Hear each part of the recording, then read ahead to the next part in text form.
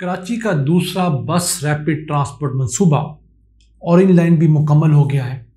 5 साल के तवील अरसे बाद मुकम्मल होने वाले इस मेट्रो बस लाइन का नाम अब्दुलसत्तार ईदी लाइन भी रखा गया है। ये कराची जैसे अहम शहर के लिए वाकई तोहफा है।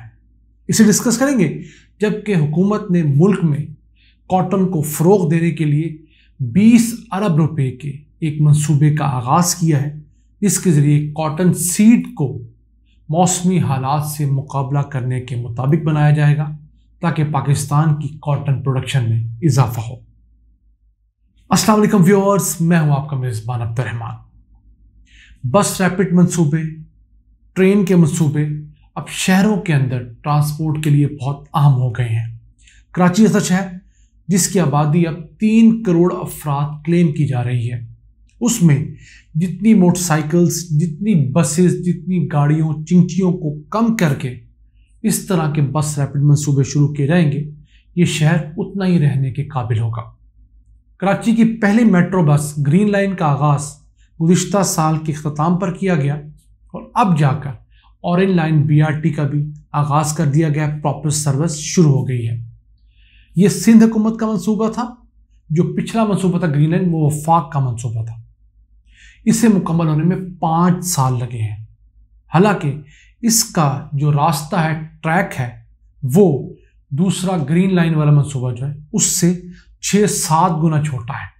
वो 26 किलोमीटर का है, ये सिर्फ 3.8 किलोमीटर का है। लेकिन चूंकि ये सिंध हुकूमत का था तो कैसे टाइम पर मुकम्मल होता।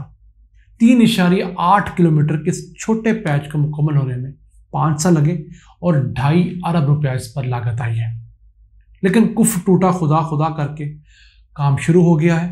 पैसेंजर्स को फ़ायदा होना शुरू हुआ है। इस रूट पर 20 डीजल हाइब्रिड बसेस चलाई गई हैं। डीजल हाइब्रिड बसेस वो होती हैं जो डीजल के साथ साथ बैटरी को चार्ज करती हैं और फिर उस बैटरी के जरिए चलती हैं। तो इस बस की माइलेज ज़्यादा होती है। आम बस अगर 1 लीटर डीजल के ऊपर 10 किलोमीटर चलती है तो ये वाली बस तकरीबन 20 किलोमीटर चलती है उसी डीजल के ऊपर, क्योंकि जब ये डीजल बर्न होता है, बस चलती है, तो उससे इसके अंदर मौजूद बड़ी बैटरी चार्ज हो जाती है और फिर इलेक्ट्रिक बस की तरह कुछ देर बाद वो उस पर चलना शुरू करती है। तो ये एक अच्छा इक़दाम है सिंध हुकूमत का। इसीलिए हम कहते हैं कि जो काम जो हुकूमत अच्छा करेगी हम उसे सपोर्ट करेंगे, जो बुरा करेगी हम उन पर तनकीद भी करेंगे। तो अब इसके ज़रिए एक तो इनको पर किलोमीटर कॉस्ट कम पड़ेगी, सिंध हुकूमत को सवारियों को कम सब्सिडी देनी पड़ेगी, और दूसरा फ़ायदा यह है इसके ज़रिए पोल्यूशन भी नहीं होगी। कम डीजल जलेगा तो कम पोल्यूशन होगी। अब 12 मीटर की इस बस के अंदर 90 मुसाफिर एक टाइम पर सफ़र करते हैं और 20 रुपये इसका किराया रखा गया है। अब 90 मुसाफिरों का मतलब क्या हुआ कि 40 से 50 मोटरसाइकिल सवार इस रूट के ऊपर जाने वाले जो हैं वो अब इस बस का इस्तेमाल करेंगे, अपनी मोटर बाइक पे नहीं जाएंगे। यानी कि हर बस जो है वो 40 से 50 मोटरसाइकिलों को रोड पे आने से रोक रही है। अगर 20 बसें हैं तो आप उसको मल्टीप्लाई कर लें, 1000 मोटर बाइक्स सड़कों से रुकेंगे इस रूट के ऊपर। लोग प्रेफर करेंगे सिर्फ 20 रुपए के किराए के ऊपर जाएंगे। फिर जिनके पास गाड़ियां हैं उन गाड़ियों को भी रोकेंगे, क्योंकि इस बस का जो रूट कनेक्टेड है वो कराची की जो बड़ी ग्रीन लाइन बस है उसी के साथ है। ये शुरू होगी औरंगी टाउन से और फिर आगे जाकर बोर्ड ऑफिस के पास ये ग्रीन लाइन के अंदर यही बसें शामिल हो जाएंगी और बाकी जो सारा ट्रैक है तकरीबन 20-22 किलोमीटर का, यही ऑरेंज लाइन उस पर भी सवारियों को पहुंचाएगी। जो अच्छा इंटीग्रेटेड मंसूबा है। इसके बाद रेड लाइन के मंसूबे की फिजिबिलिटी पे काम हो रहा है, वो भी बहुत ज़रूरी है।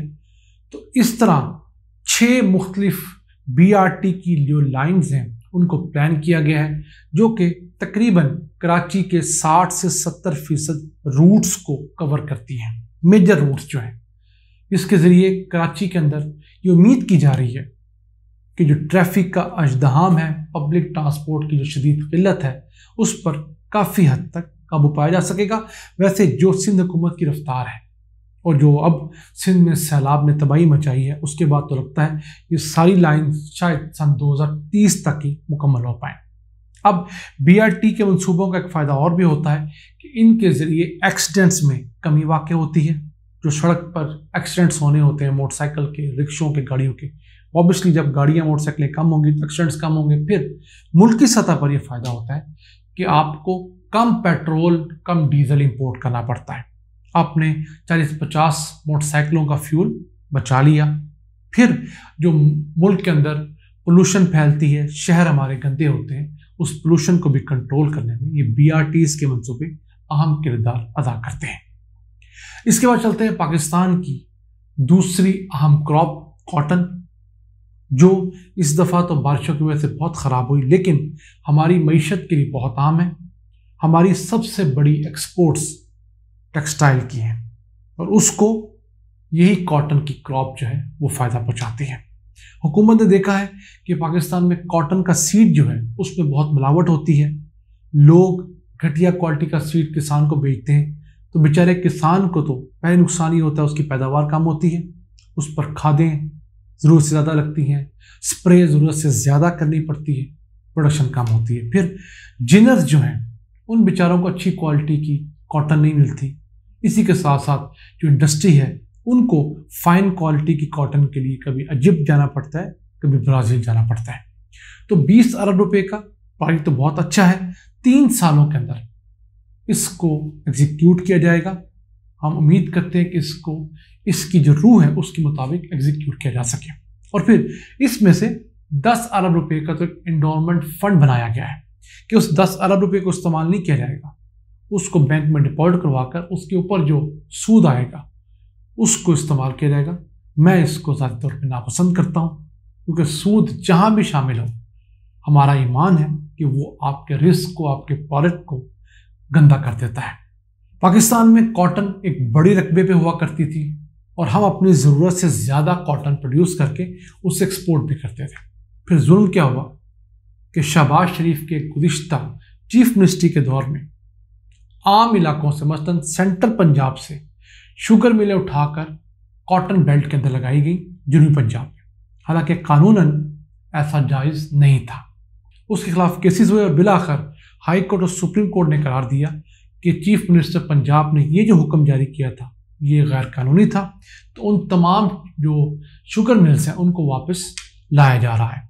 लेकिन उसका नुकसान ये हुआ, जितना अरसा वो 4-5 साल वहाँ रहीं, उसकी वजह से लोगों ने कॉटन छोड़कर शुगर उगाना शुरू की, शुगर कैन, क्योंकि हुकूमती सरपरस्ती थी, सरकार की शुगर मिलें थी, पैसा जल्दी मिल जाता था, तो किसान को इंसेंटिवाइज किया गया। उसका नुकसान ये हुआ कि हमने सन 2014-15 में 14 मिलियन बेल्स यानी 1,40,00,000 कॉटन की गांठें पैदा की थी और हमारी फी हेक्टर जो यील्ड थी वो 801 किलो थी। और फिर शुगर मिलें आने के बाद सन 2020-21 में हमारी ये जो पैदावार है मजमूई, वो 14 मिलियन बेल्स से कम होकर 7 मिलियन बेल्स यानी 70 लाख गांठें रह गई। और फी एकड़ पैदावार जो 801 किलोग्राम फी हेक्टर थी वो कम होकर तकरीबन 500 किलोग्राम फी हेक्टर रह गई। यानी दोनों महाजों पे हमने मार खाई। एक, हमने गांठें कम पैदा की क्योंकि एरिया स्क्वीज हो गया, और दूसरा हमारी फी एकड़ पैदावार में भी कमी वाकई, क्योंकि किसान को फसल उगाने के लिए, उसकी बढ़ोतरी के लिए जिन इनपुट्स की ज़रूरत थी उसके पास उतने पैसे नहीं थे, तो वो इसको आगे बढ़ा नहीं सका। लेकिन हम उम्मीद करते हैं कि ये मंसूबा सही तरीके से चलेगा, किसान को इसका फ़ायदा होगा और पाकिस्तान वापस 1.5 करोड़ गांठों के टारगेट की तरफ जाएगा, क्योंकि हमारी डिमांड सालाना इतनी है। और अगर हमने अपने टेक्सटाइल एक्सपोर्ट्स को 50 अरब डॉलर्स तक ले जाना है तो हमें अपनी इस कॉटन प्रोडक्शन को बढ़ाकर 2 से 2.5 करोड़ गांठें सालाना करना होगा। फी एकड़ पैदावार के इजाफे से हम इसको अचीव कर सकते हैं। आज से इतना ही। अपने मेज़बान अब्दुर्रहमान को इजाज़त दीजिए। अल्लाह ने के बाद।